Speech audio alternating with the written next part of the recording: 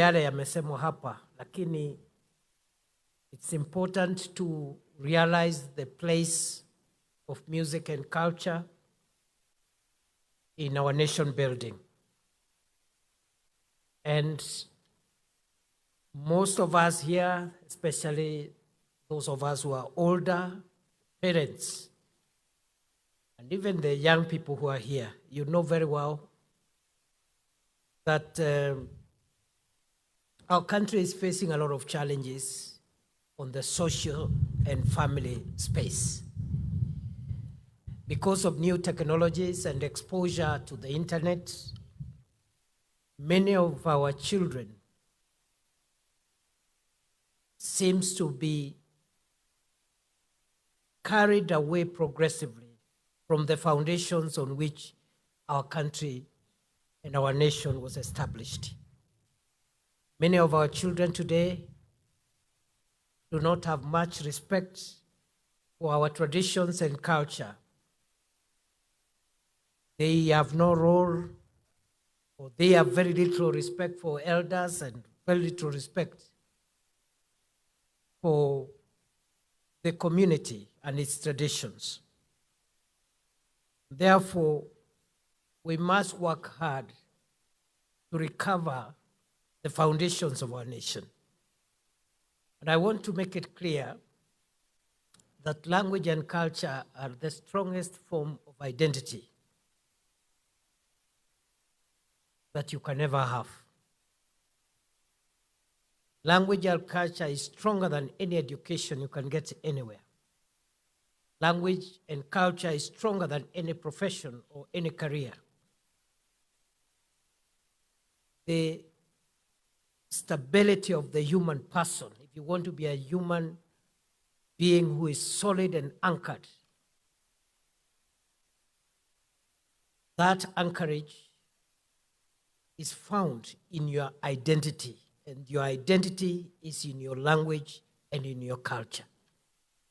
Ndio Waswahili wakasema mwacha mila ni mtumwa. Any person who abandons culture is a slave and has no identity. That is why those who wrote our Constitution carefully inserted language and culture in the very early provisions of our Constitution. Just immediately after the preamble of our Constitution and the bedrock constitutional principles that appear there, language and culture comes very early. Kiangalia vile katiba yetu imeundwa, mambo yale muhimu katika katiba yanakuja pale mbele.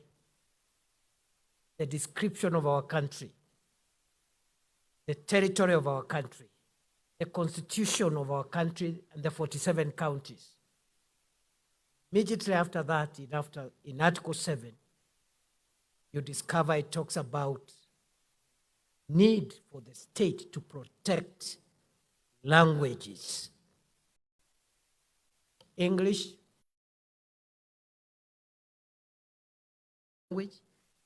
and Kiswahili are official languages, and immediately below there, our indigenous Kenyan languages are recognized, and the state promotes those indigenous Kenyan languages. That is Article 7.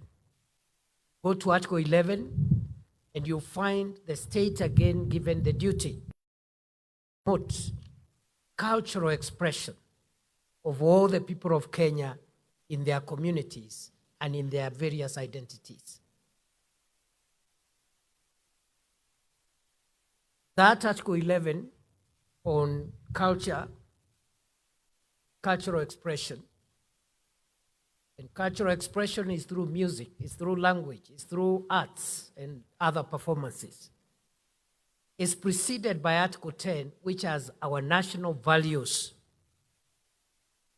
and principles of governance: patriotism, national unity, respect for human rights and human dignity, equality, etc., etc.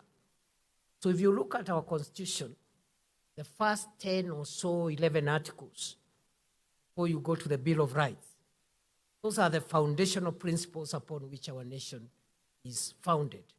And among those foundational principles, language, identity, culture is part and parcel of the foundational principles of our republic. Therefore, brothers and sisters, as we build our nation, we must look at the nation-building projects from two perspectives. We have to build a solid, resilient, long-term nation that survives all manner of shocks, social shocks, political shocks, environmental shocks, including climate change. We must build this nation, first, the hardware of the nation. What is the hardware of the nation? The roads, the railways, connecting us with electricity and water and internet, the things that define the modern world. We must up our game. And you have heard the president saying, we have done quite a bit in the last 60 years to build our country. We have built 22,000 kilometers of roads, but these are not enough if we have to be a modern country. We have connected 10,600 households with electricity out of the 10,600,000 households are today connected with electricity, making Kenya one of the most connected countries in Africa at 75% connectivity with electricity. Some of the African countries are at 11%. We are left only with slightly under 5 million households, about 4 million households actually. And we'll get universal connectivity by the year 2030 in accordance with Vision 2030. We've made strides to provide water. But you have heard the president say the speed of our nation building, the speed of building the hardware for our country is very slow. That's why he has said we look for innovative ways of looking for resources to build more roads, to provide more water, to provide more electricity, and also to encourage manufacturing to create enough jobs for our young people. That is how we build the hardware of our country. You have seen the president launch the Rironi Mau Summit Road, during that road, which is going to be a signature project for this government. And the president has said by 2027, in the next 2 years, that section should be complete up to my summit. So that after 2027, now we expand it to include the section from my summit to Eldoret, to Malaba, and the other section will go through Kericho into Kisumu, again into Uganda. So, and there are many other parts of the country we are building dual carriageways because we need enough resources to build enough roads. In 60 years, we have only done 22,000 kilometers of roads. Very little. Japan, which has also had a roads building program for 60 years, just like Kenya, has done 1.1 million kilometers of roads in 60 years. We've done 22,000. So we are expediting the development of Kenya. More roads. We are expanding Nairobi, Mombasa. And the first section, we have money now to build the first section from Machakos Standoff all the way to Emali. The president will be launching in February the expansion of Mombasa Road into a dual carriageway. We have others, and you heard him mention all the roads, including the road to Namanga, and so forth. We need more roads as part of our hardware of our country. Water is not enough. You have heard what the governor of Uasin Gishu has said. my home governor. He's saying we need, as Eldoret assumes the role of a city, we need more water. The president has said we need resources to build 50 mega dams, 200 mid-sized dams, and over 1,000 smaller dams in the shortest time possible. Water, drinking, water for irrigation, water for sewerage, and we need to irrigate a new 2 million acres to remove this embarrassment of hunger all the time and famine. There are countries where they don't receive a drop of rain, but you'll never hear famine or hunger. They have food. So for a long time, we have confused rain and water. The two are not connected. You can even have no rains, but you have water.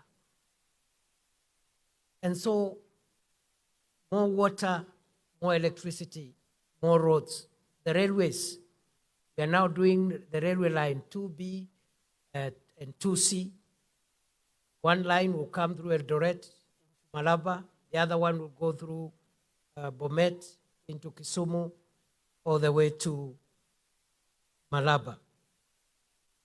And because we have oil in Turkana, we need also to extend into Lokichar to be able to transport the oil. We are building a new airport at Jomo Kenyatta International Airport. The one we have is old. We want to move the number of people coming through Jomo Kenyatta International Airport from 8 million currently to 100 million so that we can match airports like the Dubai International Airport. Where do we get money from? We are looking at public-private partnerships. We are also looking at privatization, where we reduce the stake that government has in some of the strategic assets, but use that money not to pay salaries, not to pay recurrent expenditure, but put that money to build dams and roads and modernize our country the shortest time possible. So that project of building the hardware of our country is on course. But there is a second pillar of our transformation, and that is the software of Kenya. Because as much as we want to build a modern Kenya with modern infrastructure, as much as we want to have human capital, great engineers and researchers and professors who will give us good research outputs to transform our country into the first world, those engineers, those doctors, and all those experts and researchers must be ethical people with some form of humanity. And that's why we need to promote the software of Kenya. Our ethics, our values is as important as the roads, the water, and the electricity. Nataka niseme ya kwamba ili nchi yetu iendelee, tunaendelea kujenga barabara, mabawa ya maji, kuweka stima na mambo ya kisasa ikiwemo maneno ya internet. Lakini lazima vile vile tujenge taifa letu kwa mambo ya kifamilia, mambo ya kiutu, tuwe na watu wazalendo. Those values in Article 10 of our Constitution, patriotism. You can love your country, even if you don't like particular people. Those two things